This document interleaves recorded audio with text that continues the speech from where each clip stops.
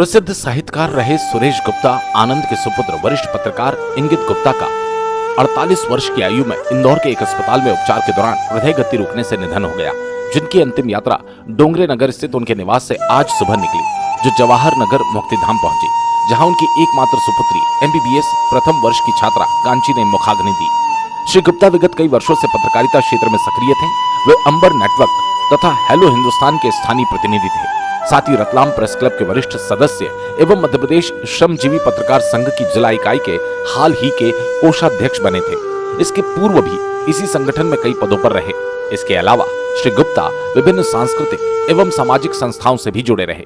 उनकी अंतिम यात्रा में काफी संख्या में पत्रकारगण, सामाजिक कार्यकर्ता, लेखक, राजनीतिक दल के कार्यकर्ता भी शामिल थे। विभिन्न संस्थाओं की ओर से मुक्तिधाम पर आयोजित शोक सभा में श्रद्धा सुमन अर्पित किए गए। अंबर नेटवर्क परिवार इन्हें भावपूर्ण श्रद्धा सुमन अर्पित करता है।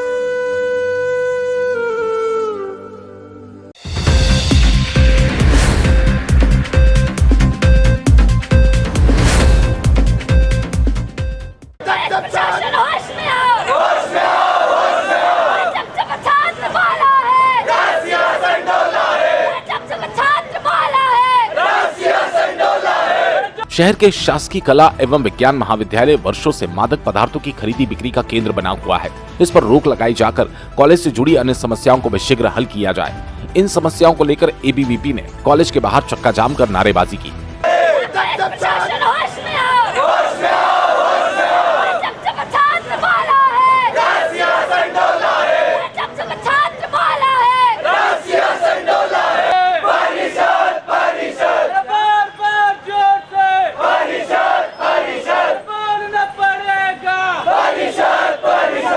विद्यार्थी परिषद की मांग है कि जल्द उनकी मांगों को संज्ञान में लेकर तुरंत कॉलेज में चल रहे अवैध कामों को रोका जाए। परिषद की मालवा प्रांत सह मंत्री रागिनी यादव ने चेतावनी देते हुए कहा, 3 दिन में मांगे अगर पूरी नहीं होती तो परिषद उग्र आंदोलन करेगा। अनियमितताएं होती है, परंतु हद तो तब हो गई है जब हमारे कॉलेज में पीछे जर्जर पड़ी बिल्डिंग में MD ड्रग्स और इतनी बोतलें हैं कि आप गिनती नहीं कर सकते। तो ऐसी स्थिति में वहाँ बाहर के छात्र आके ड्रिंक करते हैं और वहाँ पे बैठे रहते हैं। इससे हमारा कॉलेज प्रभावित होता है और हमारे कॉलेज में आने वाली छात्राएं बहनें सबसे ज्यादा प्रभावित होती है। अगर ये बात कॉलेज से बाहर जाएगी तो कौन सा परिवार अपनी छात्रा को पढ़ने के लिए हमारे कॉलेज में भेजेगा। और हमारे कॉलेज में 2 नए भवन बने हैं महोदय। मैं बता दूं जिला प्रशासन को कि 6 महीने हुए हैं, वहाँ पे 20 फीट ऊंडा गड्ढा खुदना चाहिए, 16 फीट ऊंडा ही खुदा है और उसमें मोरम मिट्टी ठीक से नहीं डली गई है। अभी से 6 महीने में वहाँ पे दीवारें आना चालू हो गई है। हमारे कॉलेज में फंड आता है, पूरा फंड आता है, हमारे स्पोर्ट्स का फंड आता है, NSS का फंड आता है, एनुअल फंक्शन का भी फंड आता है, लेकिन हमारे कॉलेज में कोई भी गतिविधि प्रॉपर रूप से नहीं होती है। तो हमारी मांग है विद्यार्थी परिषद की कि 3 दिन में वो बिल्डिंग गिरनी चाहिए, नहीं तो विद्यार्थी परिषद उग्र रूप से आंदोलन करेगा और कॉलेज में ताले लगा दिए जाएंगे। ये विद्यार्थी परिषद की मांग है। पुरानी बिल्डिंग जो पीछे बनी हुई है उसको तोड़ने की मांग विद्यार्थी परिषद करता है। लग रही है जिन बिल्डिंग में पहले घटना भी हो चुकी है, उस बिल्डिंग में भी जो हमारे A ब्लॉक है उसपे पहले छज्जा गिर चुका है, छात्र क्षतिग्रस्त हुआ था, सीरियस था। हमने पहले भी आंदोलन करके मांग की थी, तो उस समय तो बिल्डिंग को बंद कर दिया गया था, परंतु अभी पेंटिंग करके और थोड़ी बहुत मरम्मत करके उस बिल्डिंग को चालू कर दिया गया है। तो उसकी जिम्मेदारी प्रशासन लेगा कि कॉलेज लेगा। अगर छात्रों को क्षति होती है तो वो बिल्डिंग भी बंद की जाए और नई बिल्डिंग बनी है। आज भी 12-12 बजे तक वहाँ पे ताले लगे रहते हैं, वहाँ पे प्रॉपर क्लासें नहीं लगती है, तो वो बिल्डिंग किस लिए बनाई गई है? वहाँ पे क्लासेस प्रॉपर लगी जाए, इसकी भी विद्यार्थी परिषद मांग करती है।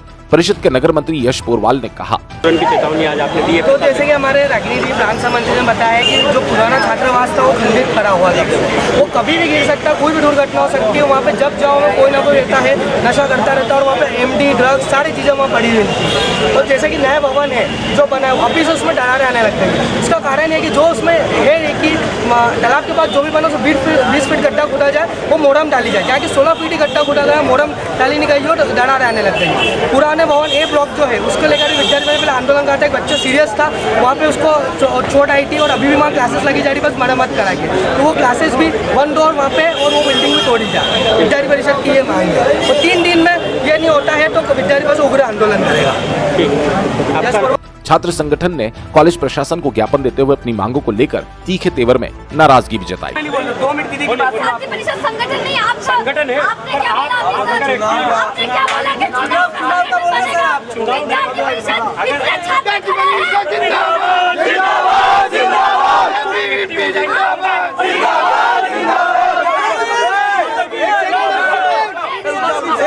उन्होंने कुछ भारी तत्व और कुछ ड्रग्स संबंधी समस्या की शिकायत की है महाविद्यालय में, और साथ में कुछ जर्जर बिल्डिंग के बारे में चर्चा की है और किसी निर्माणाधीन बिल्डिंग में दरार के संदर्भ में, और यूनिवर्सिटी के द्वारा फीस की जो वृद्धि की गई है उसके संदर्भ में बात की गई है, और भी 2-3 मुद्दे हैं। इस संदर्भ में मैं आपसे ये कहना चाहूँगा कि जो ड्रग्स की समस्या है उसके पीछे सबसे बड़ा कारण है कि हमारा महाविद्यालय का जो कैंपस है वो चारों तरफ से खुला हुआ है, क्योंकि 2 बिल्डिंगें निर्माणाधीन बनी हैं अभी और एक बिल्डिंग का काम चल रहा है, दोनों बिल्डिंग। और साथ ही साथ क्योंकि बाउंड्री वॉल पूरा खुला होने के कारण से कई तत्व जो है यहाँ पर विचरण करते हैं। हम स्वयं जब विद्यालयीन समय पर हम उसका मॉनिटर करते हैं, उनको भगाते हैं, बात करते हैं, उनको पूछते हैं क्यों आए और उनको वहाँ से जाने के लिए कहते हैं, किंतु रात में कुछ ऐसे तत्व यहाँ आते हैं। इस संदर्भ में ये जो समस्या है, इस संदर्भ में हमने पुलिस प्रशासन से शिकायत की थी और उन्होंने हमारे को बात सुनकर वो यहाँ उपलब्ध हुए थे। उन्होंने आश्वासन दिया था कि यहाँ पर चीता जो है वो यहाँ पर मॉनिटर करेंगे और आए भी थे। फिर हमारे उस समय तत्कालीन थाना प्रभारी स्टेशन रोड पाटनवाला जी ने सभी महाविद्यालयों में इस प्रकार की समस्या, छात्रों में इस प्रकार की जो समस्या है उसके लिए उन्होंने एक मीटिंग बुलाई थी, और वो मीटिंग जिसमें मैंने ही अपना पक्ष रखा, बाकी के महाविद्यालयों में ऐसी कोई समस्या थी नहीं। मैंने कहा बिल्कुल निश्चित रूप से मेरे यहाँ समस्या है, आपका सहयोग मिलना तो बहुत अच्छी बात है, मिलेगा। उन्होंने आश्वासन दिया था कि सहयोग मिलेगा, हम मॉनिटर करेंगे और महिला पुलिस से साथ साथ आपका चीता पुलिस भी नियमित रूप से वहाँ पर भ्रमण कर उसको हम निपटारा करेंगे। पर अभी ये समस्या वापस नोटिस की गई है, छात्र शिकायत कर रहे हैं, तो अब जो पुलिस प्रशासन है हम उससे पुनः संपर्क करेंगे और उनसे निवेदन करेंगे कि जो हमारी मीटिंग हुई थी आपके थाने पर उसका जो रजिस्टर बना था उसके मुताबिक कार्रवाई सुनिश्चित करवाएं और हमारे सहयोग से और उनके सहयोग से कार्य संपन्न करवाएंगे। ये समस्या लेकर उधर। दूसरा, जर्जर बिल्डिंग का जहाँ तक सवाल है, अभी कुछ क्लासेस हमारे यहाँ चल रही है, क्योंकि बीच में हमारे यहाँ बिल्डिंग बंद थी चुनाव के कारण। अब क्योंकि बिल्डिंग चालू हो गई है, एक बिल्डिंग हैंड ओवर हो गई है और अभी एक बिल्डिंग फिर ऊपर कार्य चालू हो गया है। कुछ बिल्डिंगें पुरानी प्रकार से गिर सकते हैं, उन कमरों को हमने बंद करा दिया है, उन कमरों में क्लासेस नहीं लगाई जा रही है, और अगर ऐसी कोई ऐसी कक्षा में ऐसी स्थिति है तो उसको भी हम बंद करा देंगे। और चुनाव बाद हमारे पास अच्छी संख्या में कक्ष उपस्थित रहेंगे, तो अब पुरानी बिल्डिंग का जो अध्ययन है वो पूरी तरह से बंद करा दिया जाएगा। ईवीएम मशीन के कारण कई ईवीएम मशीन भी उपस्थित है हमारे यहाँ, पुलिस फोर्स लगी हुई है, कई कमरे उनके द्वारा लिए गए हैं, तो वो कमरे भी बंद हैं। और ऊपर जो कुछ कमरे में छत गिरी थी उसको हमने बंद करा दिया है, कुछ को हमने रिपेयर भी कराया है। अगर कोई नई समस्या आई है कमरों में तो उसका उसको बंद करवाएंगे या उसका पुनर्निर्माण करवा देंगे।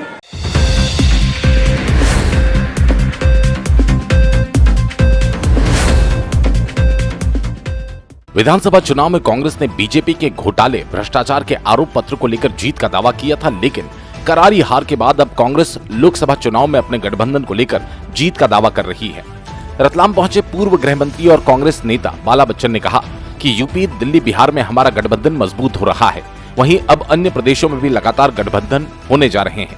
इंडी गठबंधन के लगातार मजबूत होने से इस बार कांग्रेस की सरकार बनने जा रही है। कांग्रेस नेता बाला बच्चन ने कहा कि न्याय यात्रा से एक बार फिर कांग्रेसियों में जोश है और यात्राएं अब जल्द सरकार में तब्दील होंगी।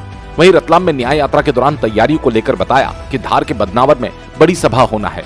इसके अलावा रतलाम के सातरुंडा में बड़ा स्वागत कार्यक्रम होगा, जिसमें 6 विधानसभा के कांग्रेसी एकत्रित होंगे। न्याय यात्रा 6 मार्च को रतलाम जिले में सातरुंडा से प्रवेश कर रतलाम शहर, सैलाना से होते हुए सरवन के रास्ते आगे निकल जाएगी। प्रदेश में न्याय यात्रा को लेकर किस तरह की तैयारियां हैं, कहाँ बड़ी सभाएं होनी है, किस? देखिए, मैं आप लोगों को बताना चाहता हूं कि राहुल गांधी जी की भारत जोड़ो न्याय यात्रा जो मध्य प्रदेश में 2 तारीख को एंटर कर रही है और 6 तारीख को बदनावर में इसकी विशाल और एक भव्य आम सभा है, और उसके बाद ये रतलाम ज़िले के रतलाम के ग्रामीण एरिया से होते शहर रतलाम से होते हुए सैलाना जाएगी और उसके बाद राजस्थान में इंटर कर जाएगी। तो मुझे जो जिम्मेदारी जो मिली है बदनावर के बाद रतलाम और सैलाना की, तो आज हमने रतलाम ज़िले की और शहर की हमारे कांग्रेस पार्टी के पदाधिकारियों की जो बैठक जो रखी है, और मैं आपको बताना चाहता हूं कि बहुत जोश और उत्साह है सभी में। शानदार बदनावर की सभा भी होगी जो भव्य और विशाल होगी, और उसके बाद जिस तरह से जोश और उत्साह जो हमारे सभी पदाधिकारियों का और आम जनता जनार्दन का देखने को ही मिल रहा है कि रतलाम में खूब शानदार तरीके से उनका स्वागत होगा। वो आज सारा रूट तय हो जा चुका है कि रतलाम में जैसे इंटर होगी रतलाम ज़िले में राहुल गांधी जी की भारत जोड़ो न्याय यात्रा, तो एक 7 रुंडा करके स्थान है, वहाँ 6 विधानसभा के रूरल एरियाज़ के हमारे सभी मतदाता और जनता जनार्दन और कांग्रेस पार्टी के पदाधिकारी मिलकर उनका भव्य स्वागत करेंगे। उसके बाद रतलाम शहर में इंटर होगी, तो रतलाम शहर के हमारे और अन्य जगह के आए हुए हमारे पदाधिकारी और जनता जनार्दन उनका यात्रा का स्वागत करके फिर सैलाना के लिए जो निकल जाएगी। लेकिन मैं आपको बताना चाहता हूँ कि जैसा जोश और उत्साह, जिस तरह से कोई नई सरकारें बनती और उनका कोई मुखिया आता है, मान लो स्टेट में कोई चुनाव होते हैं और मध्य प्रदेश जैसे स्टेट का कोई चीफ मिनिस्टर आता है, देश की सरकार बनती है और देश का कोई प्राइम मिनिस्टर या उनके मंत्रिमंडल के कोई मंत्री आते हैं, उनसे कम जोश और उत्साह राहुल गांधी जी को देखने और सुनने के लिए कम उत्साह नहीं है। उससे बढ़कर लोगों का जोश और उत्साह है कि इंदिरा गांधी जी के जो पोते हैं, राजीव गांधी जी के बेटे हैं, सोनिया गांधी जी के बेटे हैं, तो जिस तरह से इंदिरा गांधी जी का जो 1980 में जो सैलाना आई थी और जोश और उत्साह था, उससे भी बढ़कर लोगों में जोश और उत्साह है। जैसा कि मैंने भी आप लोगों को जो बताया कि इंदिरा जी के पोते और श्री राजीव गांधी जी और श्रीमती सोनिया गांधी जी के बेटे और श्रीमती प्रियंका गांधी जी के भाई, तो खूब जोश और उत्साह है। तो हम लोगों ने सोचा भी नहीं है, मैं समझता हूँ कि मीडिया ने भी आकलन नहीं किया होगा, उससे बड़ी व्यापकता होगी और उससे बड़ी संख्या में लोग होंगे, ये जोश और उत्साह बताता है। ये जोश उत्साह चुनाव में कब देखने को मिलेगा, कब कांग्रेस के लिए आम जनता में विश्वास आएगा, न्याय किसे चाहिए आम जनता? बहुत जल्द मैं आप लोगों को बताना चाहता हूँ कि अभी झूठी जो जैसा कि अभी मैं आपको ये जो अभी एक सत्र गया है, इस सत्र में हमने सारी चीज़ों को स्पष्ट किया है।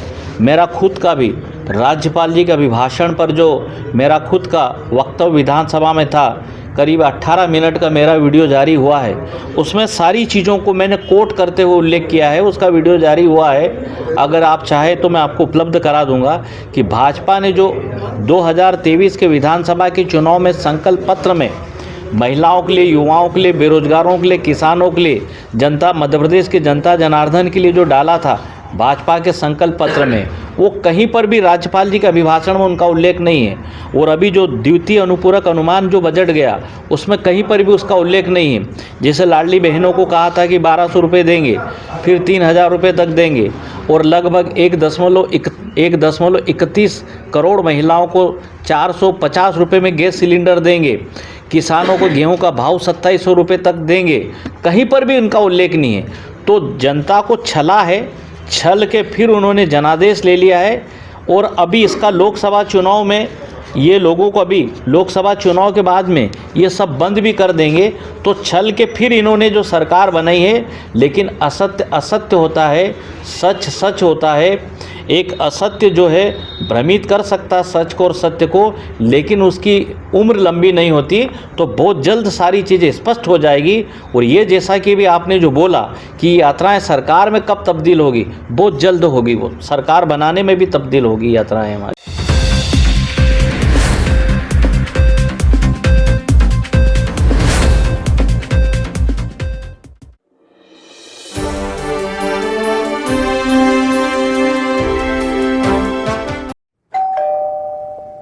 अरे अंकल वेलकम, आइए ना। हाँ बेटा। आइए भाई साहब। कैसे हैं? बस ठीक हूँ। बैठिए। थोड़ा परेशान हूँ। अरे क्या परेशानी है? पिछले 25 दिनों से लोन के लिए घूम रहा हूँ। 25-30 हजार रुपए मेरे खर्च हो गए। कभी लीगल इशू, कभी सिविल रिजेक्ट, कभी वैल्यूएशन रिजेक्ट।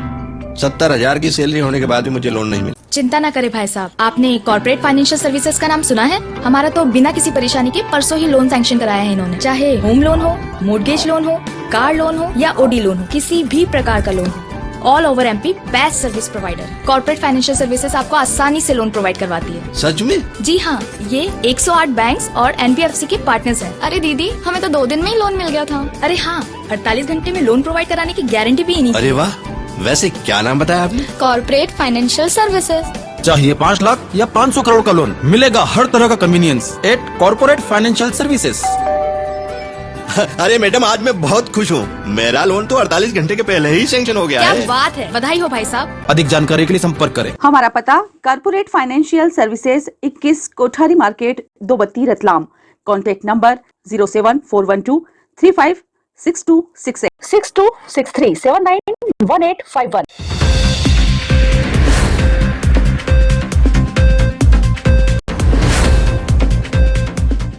रतलाम में क्रीड़ा भारती एवं चेतन काश्यप फाउंडेशन द्वारा आयोजित 24वें खेल चेतना मेला का पुरस्कार वितरण एवं धन्यवाद समारोह आयोजित हुआ। इसमें मुख्य अतिथि सूक्ष्म, लघु एवं मध्यम उद्यम मंत्री, क्रीड़ा भारती के राष्ट्रीय कार्याध्यक्ष, फाउंडेशन अध्यक्ष चेतन काश्यप रहे। विशेष अतिथि भाजपा जिला अध्यक्ष प्रदीप उपाध्याय सहित कई गणमान्य नागरिक भी उपस्थित रहे। समारोह में मंत्री काश्यप ने कहा कि 24 वर्ष पहले खेल चेतना मेला में जो साथी हमारे साथ जुड़े थे वे आज भी हमारे साथ खेलों का आयोजन करने में जुटे हैं। उनकी अथक मेहनत से खेल चेतना मेला अपने उद्देश्य को पूरा करने में सफल रहा। रतलाम के बाद खेल चेतना मेला देश में कई जगह हुआ। क्रीड़ा भारती खेलों में अहम भूमिका निभा रही है। देश के यशस्वी प्रधानमंत्री नरेंद्र मोदी ने हर संसदीय क्षेत्र में सांसद खेल महोत्सव की शुरुआत कराई। राजनीति बड़े पटल पर काम करने का भाव देती है। क्रीड़ा भारती का उद्देश्य भी यही है कि हर बच्चा खेले और मैदान में आए। खेल चेतना मेले का उद्देश्य भी यही है। बास्केटबॉल के रहे पार्थ सिंह चौहान गुरु तेग बहादुर से उच्चतर माध्यमिक विद्यालय।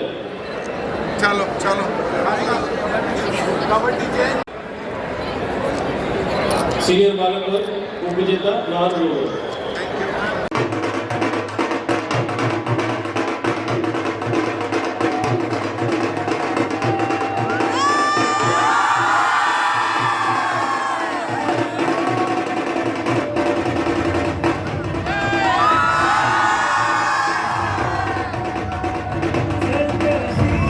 हमेशा अच्छा रहता है।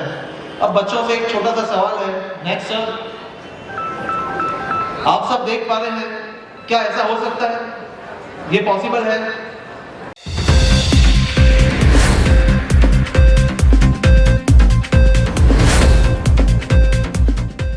वृद्धावस्था में 19 वृद्धजन की उपस्थिति में स्वर्गीय श्री प्रेम जी उपाध्याय को भजन कर याद किया। बिरियाखेड़ी स्थित वृद्धाश्रम में रविवार को स्वर्गीय श्री प्रेम जी उपाध्याय के द्वितीय मासिक स्मरण पर परिवार द्वारा भजन गायिका श्रीमती ताराबेन सोनी द्वारा भजन गंगा का आयोजन किया गया। प्रेम जी के प्रेमी बड़ी संख्या में उपस्थित हुए और भक्ति भाव भजन में भाव विभोर हुए। सर्वप्रथम सभी ने स्वर्गीय प्रेम उपाध्याय को पुष्पों से श्रद्धांजलि अर्पित की। तत्पश्चात भजन प्रारंभ किया गया।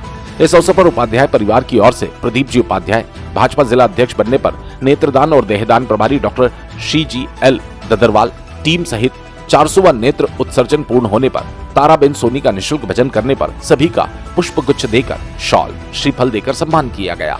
इस अवसर पर मुन्ना लाल शर्मा, गोविंद काकानी, दिनेश सोलंकी, सुरेश पापटवाल, पंडित चेतन शर्मा, ब्रजेश मेहता, धर्मेंद्र कुमावत, हेमंत मूणत, शैलेंद्र शर्मा, धीरज प्रजापत, शलभ अग्रवाल, प्रशांत व्यास, शैलेंद्र सोनी, भगवान दास ढलवाणी, सुनीता मेहता, सुनीता पाठक, सविता तिवारी, सरोज ओझा, ज्योति पौराणिक, गायत्री शर्मा, चंदा शर्मा, राजश्री राठौर, सपना दुबे आदि बड़ी संख्या में महिला पुरुष सहित पुत्रियां राखी, नीला, जूली, मिली और परिवारजन उपस्थित रहे। भाव से पीर जाएगा सर झुकाने के बाद